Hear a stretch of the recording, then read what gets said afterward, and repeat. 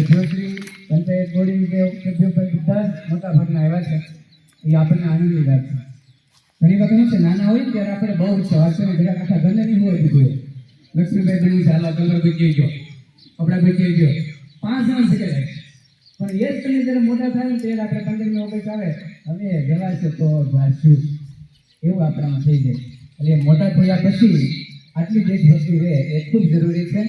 ત્યારે સૌથી આગળ જેનું પાસે જુસ્સો અને જોમ હોય એવા રાણી લક્ષ્મીબાઈને આપણે યાદ કરીએ તો સર્વૈયા હેતવીબા દીપકસિંહને હું વિનંતી કરું કે આવી જાઓ.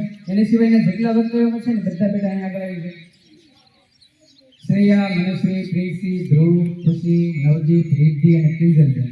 એટલે આપણે સમય છે ને વચ્ચે ન પડે.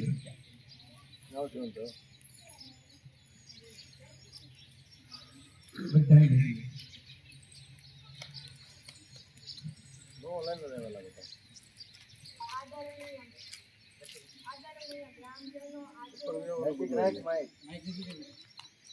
મોટા પણ રહેતા મોટા આજે જે વિષય પર વાત કરવા માંગુ છું તે છે રાણી લક્ષ્મીબાઈ. રાણી લક્ષ્મીબાઈનો જન્મ 18 નવેમ્બર 1853માં થયો હતો. તેના પિતાનું નામ ઘોડોપર સાબરી અને માતાનું નામ ભગીરથબાઈ હતું. તેનું બાળપણનું નામ મણિકર્ણિકા હતું. તેના માતા બધા મની પૈસા હતા. તેના લગ્ન 1853માં ગંગાવર રાવ સાથે થયા હતા. ગંગાવર રાવ ઝાંસીના રાજા હતા.